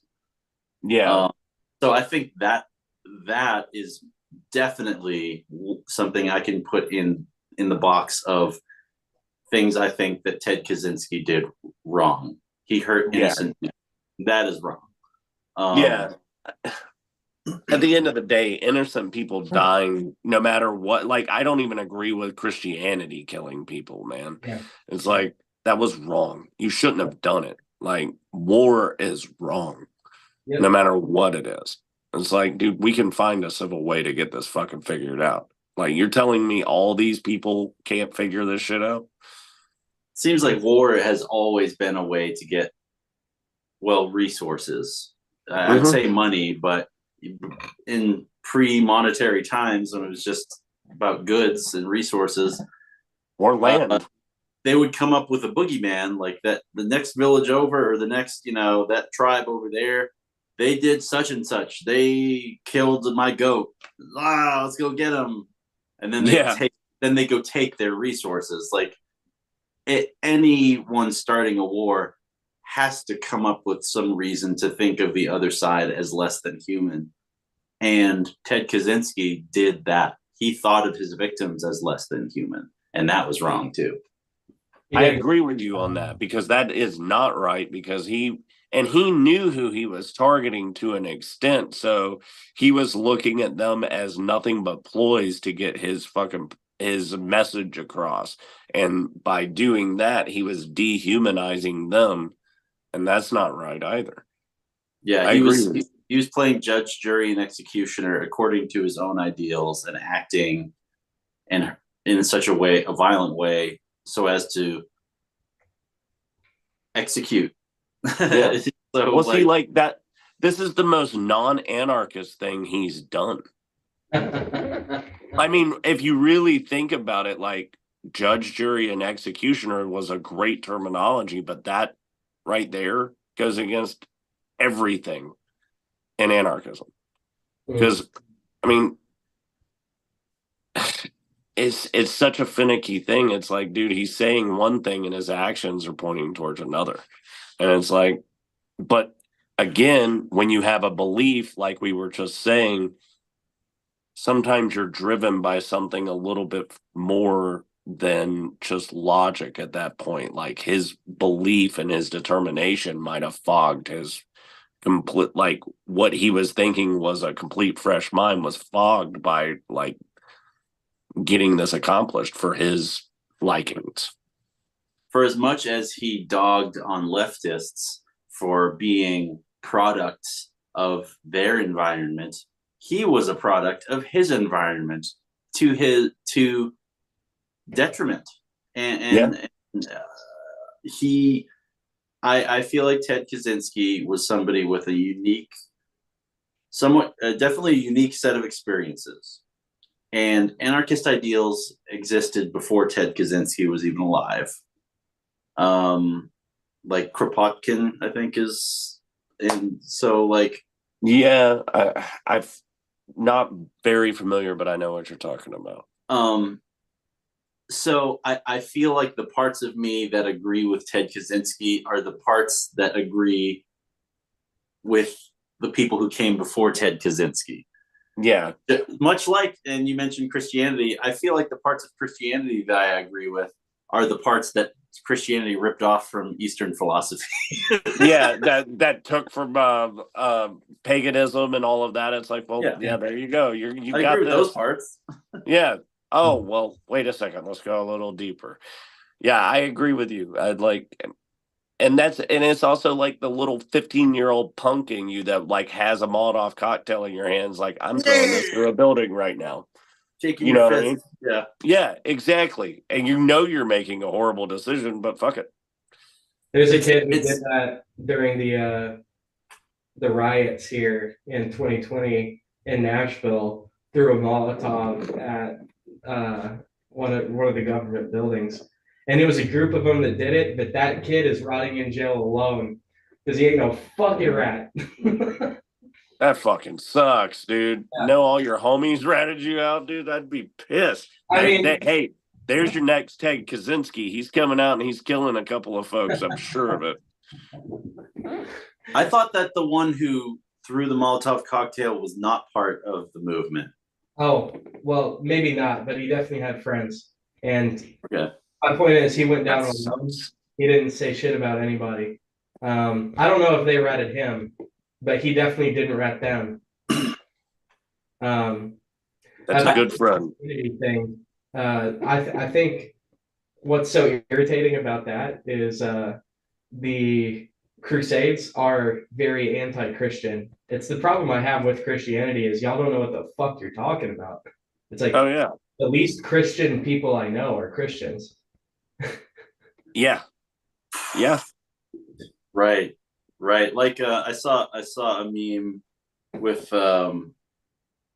I forget the meme format. There's the anyway, but it was basically to the point of like how Jesus of Nazareth is recorded as having said, it is easier for a camel to pass through the eye of a needle than it is for a rich man to enter the kingdom of God. Yeah. And then the second frame is a sympathizer, a capitalist sympathizer saying, "No, Jesus was just saying it was going to be a little bit harder for them. He would love Jesus would love capitalism." It's like he made the hyperbolic statement that it would basically be impossible for somebody who was rich or had acquired more resources than they needed. That's what he meant by very rich. To reach that state of enlightenment. So yeah, I agree with that part, and not this modern yeah, this modern, I forget what the word is of it, but the this fixation of that, like somehow capitalism and Christian and Jesus of Nazareth teachings, if he even existed for that matter, are somehow harmonious, and they're not. Yeah. Yeah, like where does God and money come together? It's like, what? What the fuck does that mean? Oh, wait a second. You want to build a new church? Now I understand. It's yeah. This is what I was saying about leftism and also rightism is like money is a god. It's not in the clouds, but we worship it. Same way that people worship government on both sides of the aisle. They're fucking in love with it. It's like my party did this and I'm on board with it. It doesn't matter what they do. I identify as Democrat. I identify as Republican. And it's like, no, you're a human being who's been hijacked. You're not a Christian. You're not a Muslim. You're not a Democrat. You're not a Republican. You're a human being. And they're all religions. They're all religions. Money is a religion. Capitalism, you're putting ism in it. You're making it the ideal that you look up to. And that's the problem isn't capital. If I have apples and you have potatoes and we want to trade, that's fine. But when we make it like I want to have as many apples as possible, even if other people starve, that's your God now.